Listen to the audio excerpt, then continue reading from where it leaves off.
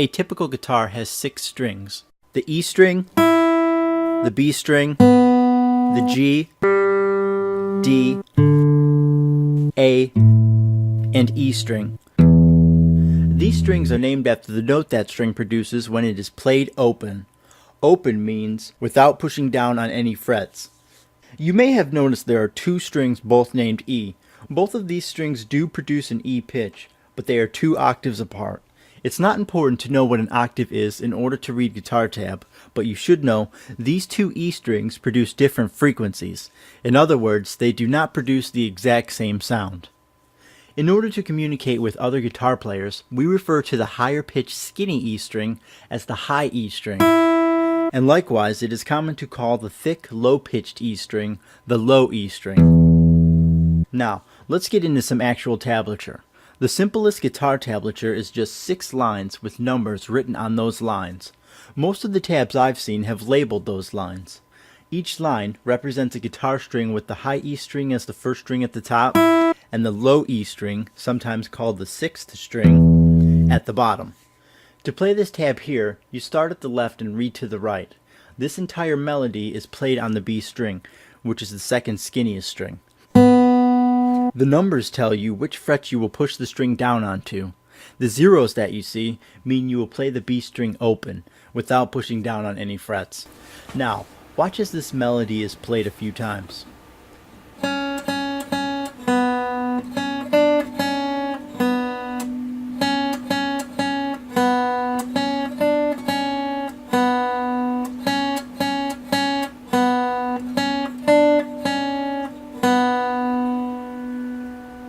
Okay, I hope that was easy for you to understand.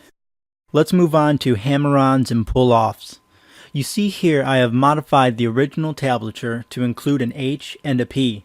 Whenever you see an H, it means you will hammer on to the next note. What that means is you will not pluck or strum or strike the string with your picking hand, but instead you will use your fretting hand to produce the note.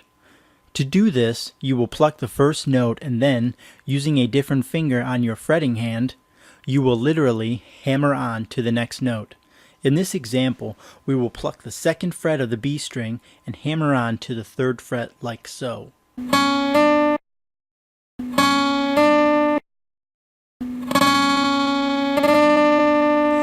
A pull-off is the opposite of a hammer-on. Just like the hammer-on, whenever you see a pull-off, you will not pluck or strum the next note.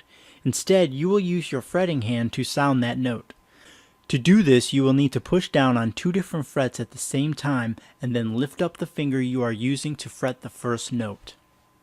In this example, we will have to push down on the 2nd and 3rd fret at the same time and then lift up the finger holding down the 3rd fret. This will cause the string to produce the note at the 2nd fret. In the example shown, there is a hammer-on followed by a pull-off. This is common with hammer-ons and pull-offs. To play this series of 3 notes, you will only need to pluck the B string once.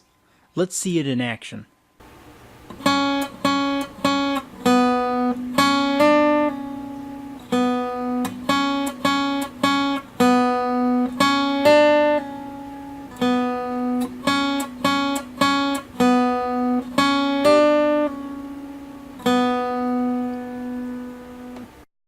Slides. A slide is usually represented by a forward slash or a backslash. Forward slashes are used when the note you are sliding to is higher up in pitch than the note you start with. Likewise, a backslash is used when the note you are sliding to is lower in pitch. The way a slide works is you pick the first note before the slide symbol, and while still applying pressure to the fretboard, you move your fretting finger to the next note. In the example shown, we will slide up to the 3rd fret from the 2nd fret, and then we will slide right back down to the 2nd fret. So, just like when we hammered on and pulled off on our last example, we will hear 3 notes when we only pick the first note. Here's how this tab will sound.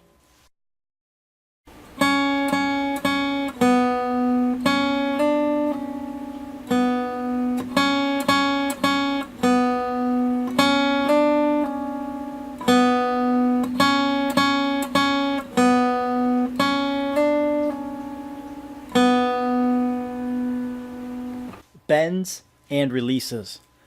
A bend is where you literally bend a string to produce a higher pitch. In this example, we will bend the B string after picking the 2nd fret. We will bend the string until it sounds like the 3rd fret. This can be difficult for a beginner because you need a certain amount of finger strength to be able to pull this off, and you need to be able to recognize when the correct note has been reached. Hopefully you don't run into any of these for a while. The opposite of a bend is a release. In the example shown, we will bend the 2nd fret until it sounds like the 3rd fret, and then we will release the bend so that the note at the 2nd fret can be heard once more. Check it out.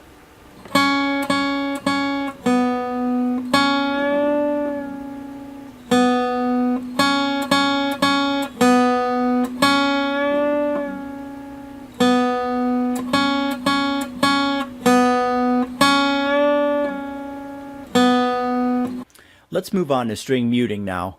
Whenever you see an X when reading guitar tab, you will mute whatever string that X is on. To do this, you lightly touch the string while you strum. It doesn't matter where along the string you mute it, so long as you create a nice dull sound. String muting is about rhythm rather than melody. Take a look at this tab here. Whenever you see 2 or more numbers on top of each other, it means you will have to play more than one string at a time. Here is how this tab should sound.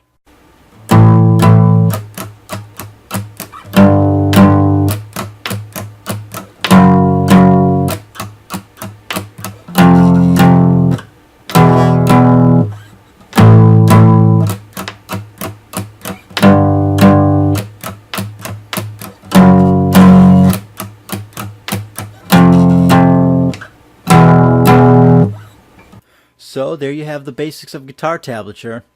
It becomes a lot easier to read after you learn a few songs.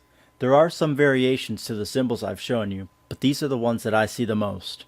I have a few tablature videos geared toward beginners. You might want to check them out.